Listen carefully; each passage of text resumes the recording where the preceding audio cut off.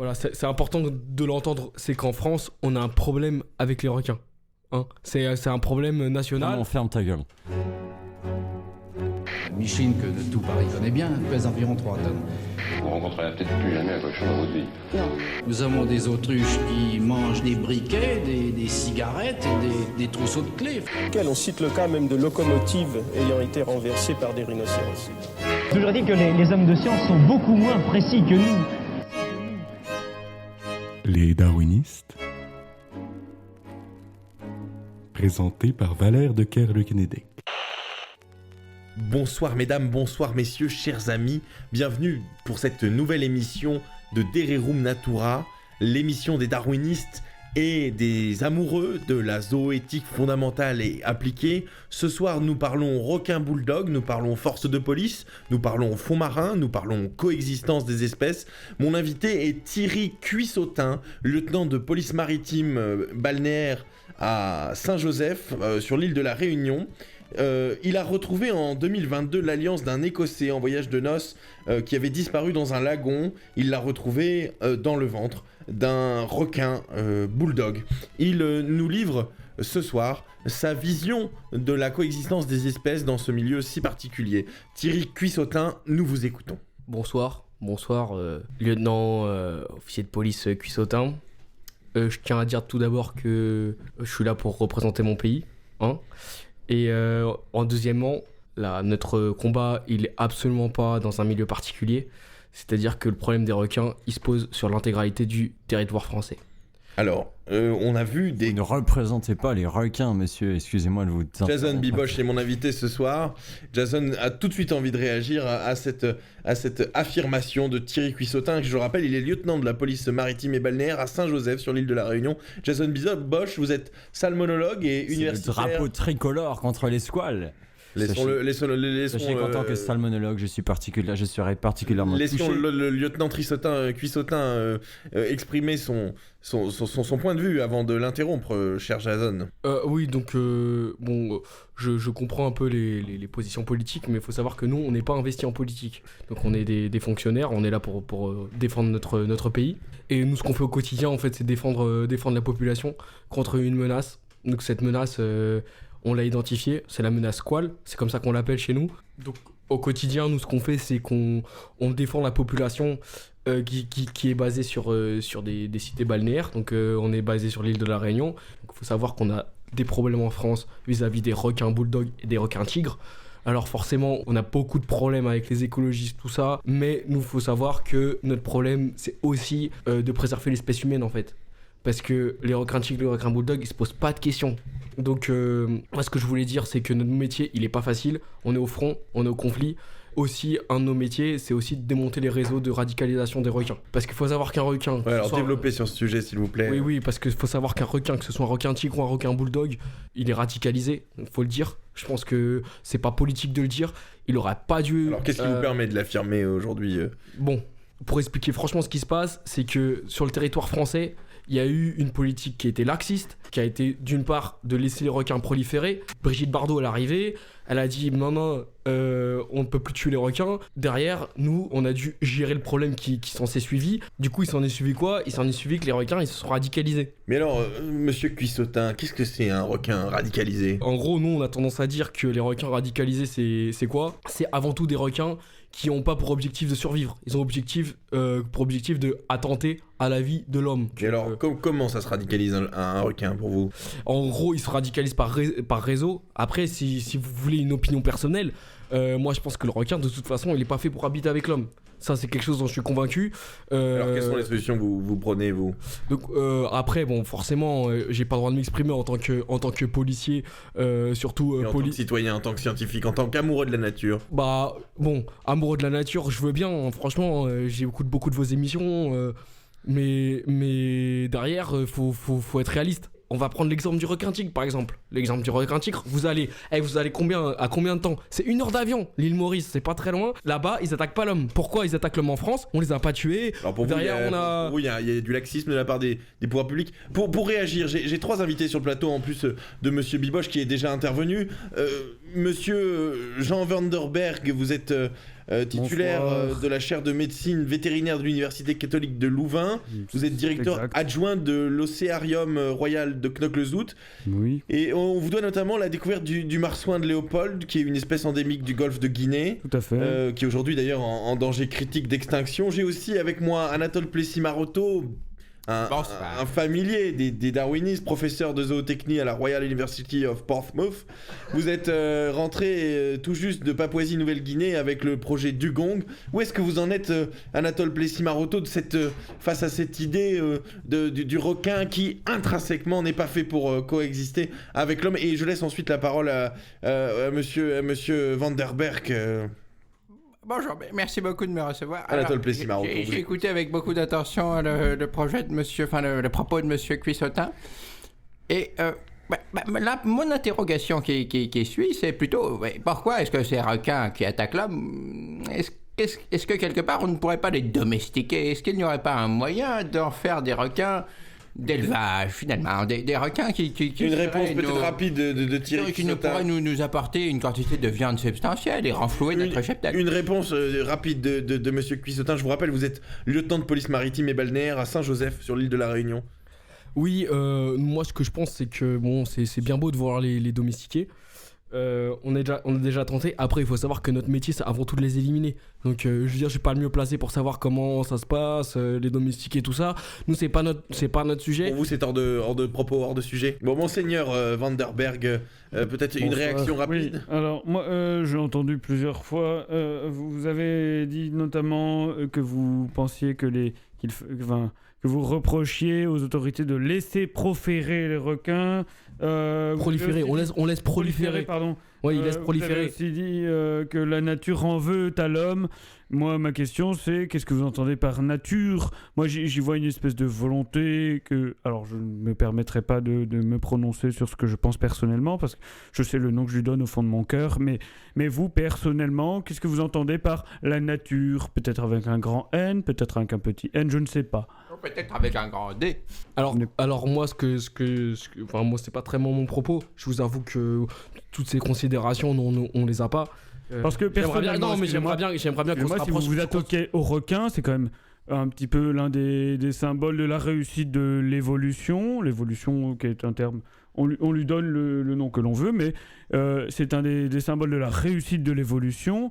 Et vous souhaitez vous y attaquer. C'est quand même le meilleur prédateur connu à l'heure actuelle, et c'est celui qui a survécu tant d'années. Je laisse la parole à Jason Biboche, qui est un fin connaisseur de la population maritime. Alors, j'ai écouté avec beaucoup d'attention, mais si je vais me permettre, à l'aune de mon expérience, à l'aune de la mission Jonas que j'ai menée il y a 1 an, je rappelle... Sur la mission Jonas qui consistait, donc rappelez-le-nous. Et alors, je rappelle pour les auditeurs, donc pendant 2 ans, avec l'apnéiste Guillaume Néry, nous avons tenté de nous faire avaler par une baleine afin de reconstituer l'expérience de Jonas. Et nous avons dépensé énormément de fonds et de moyens, malheureusement sans succès, même si nous avons été très proches de nous faire avaler 1 ou 2 fois, et nous avons même goûté aux joies d'être mordillés par une baleine. Mais nous avons pu côtoyer de près la population des squales, et je peux dire aujourd'hui que le système des réseaux de squales me parle tout particulièrement. Je crois que le problème principal... Alors là, vous allez dans le sens de monsieur Cuissotin Non, pas exactement, vous allez voir. Je pense que c'est un réseau d'influence. En réalité, les squales sont structurés. Je crois qu'il y a d'abord les requins baleines qui sont influencés par les requins mako, qui sont eux-mêmes influencés par le requin bulldog, qui sont, je crois, influencés par le requin tigre. Eux-mêmes sont dictés par, je crois, ce que j'appellerais... Les pointes noires. Les pointes noires. Et je crois qu'au haut de la pyramide, il y a les requins blancs.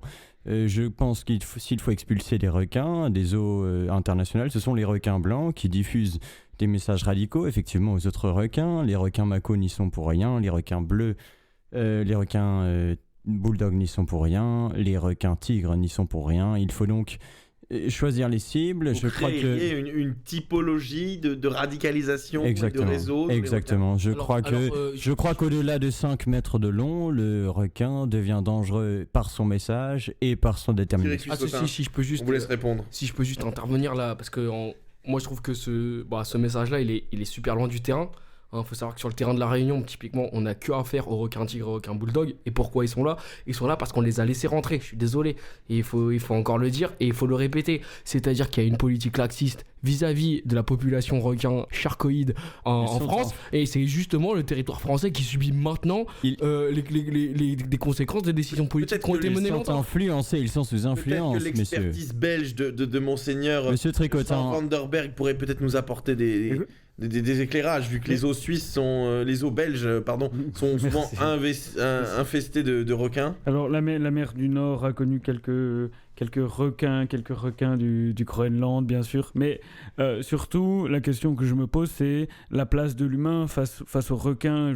Je pense que dans ce que vous racontez, on perçoit tout à fait la supériorité du requin qui est peut-être voulu, je n'ose pas le prononcer, mais qui est sûrement voulu. Peut-être qu'au lieu de s'énerver à chaque fois et trouver des façons de chasser le requin, peut-être finalement s'y soumettre, puisque c'est sûrement le témoignage d'une volonté supérieure. Exactement. Un appel au calme. Un appel au calme, sûrement une volonté supérieure. Je rappelle que vous êtes, en plus d'être scientifique, vous êtes homme de Dieu. Alors oui, puisque je suis... Alors pour certains, enfin je suis...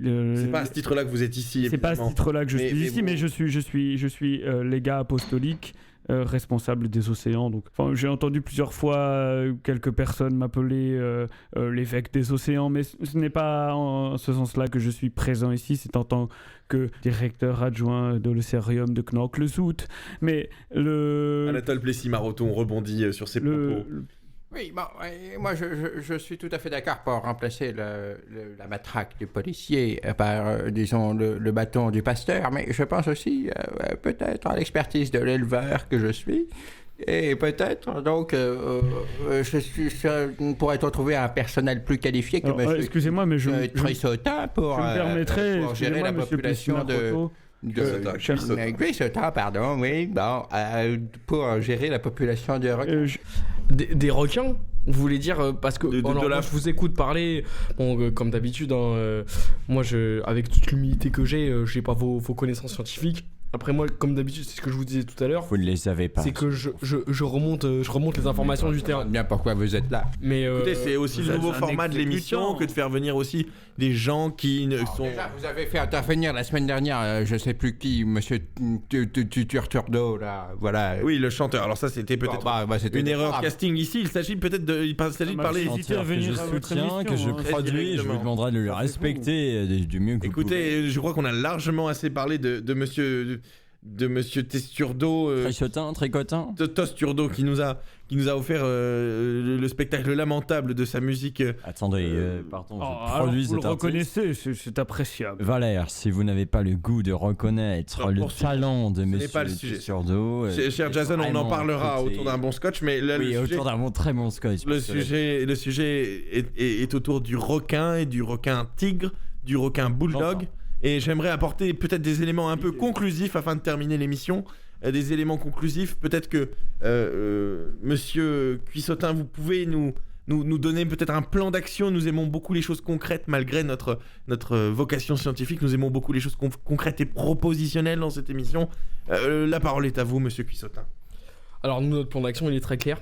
C'est-à-dire élimination de la population shark des eaux territoriales françaises. Oui, il faut savoir qu'on a affaire à une brigade spéciale, donc c'est la brigade baleine, tout simplement des baleines, comme le nom l'indique. Alors comment cela est possible? Parce qu'une baleine, c'est pas du tout agressif. On a parlé de se faire croquer, c'est évidemment un abus de langage de M. Biboche qui n'est pas natif du français.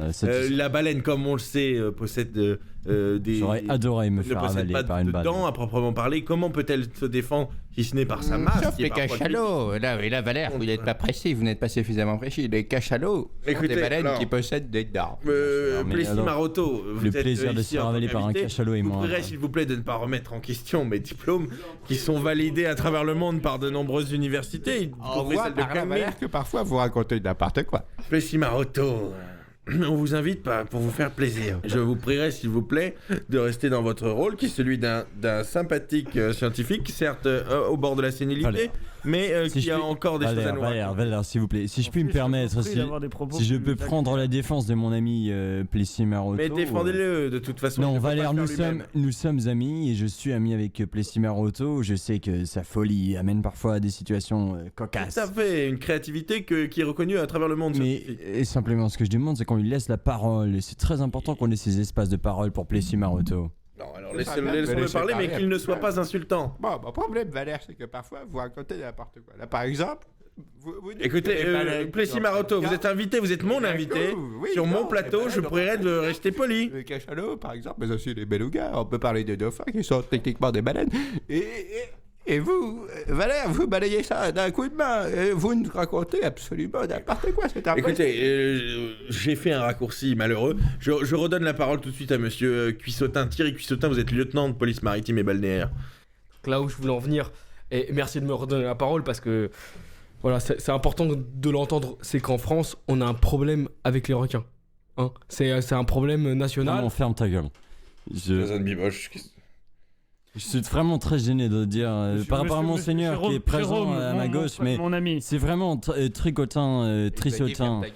Je suis choqué, énervé, haineux par rapport à J'aimerais ce que qu'on vous évite disiez. ce registre. Valère, je suis désolé, je n'ai jamais été autant... d'avoir un meilleur langage, je vous en prie. Je suis quelqu'un qui est dans la D'avoir un homme de relation Dieu. pacifique et puis j'adore la foi, je suis quelqu'un de Je vous en religieux, je remercie, viens de mais je l'université vous en prie, essayez d'avoir Madison, un langage Michigan. correct. S'il vous plaît, n'interrompez pas Essayons de la sorte mes invités. d'avoir un dialogue civil entre nous. Écoutez, je pense que c'est ma dernière émission et je crois qu'à ce titre, je peux me permettre d'attaquer Monsieur Tricotin parce que je pense que là, je crois qu'on a atteint un point de non-retour. On parle d'assassiner des requins Alors, qui ne sont pour la plupart pas responsables d'une radicalisation.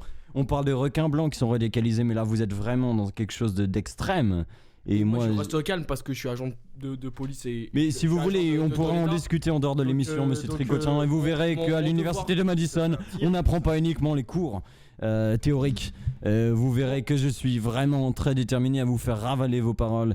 Et je crois que si vous voulez me confronter en 1 versus 1, je serai présent. Je Attendez, répondrai. s'il vous plaît, pas sur le plateau. J'aimerais beaucoup Venons voir ça. pas aux mains. Oui, vous voulez vous battre? Messieurs, non. S'il vous plaît, stop, arrêtez. Non, arrêtez. Écoutez, Joachim, coupez les micros.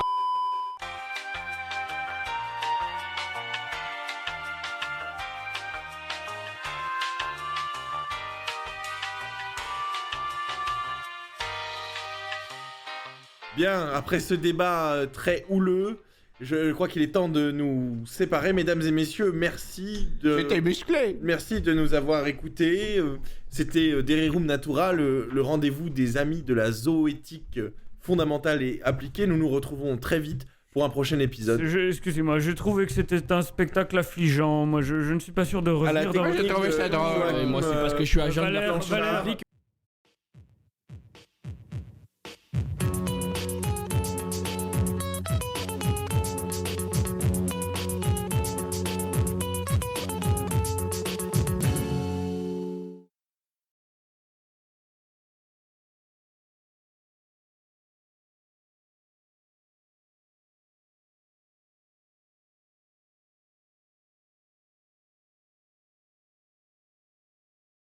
promettez-moi que les prochaines Joachim, émissions seront coupez les plus micros, calmes. c'est terminé.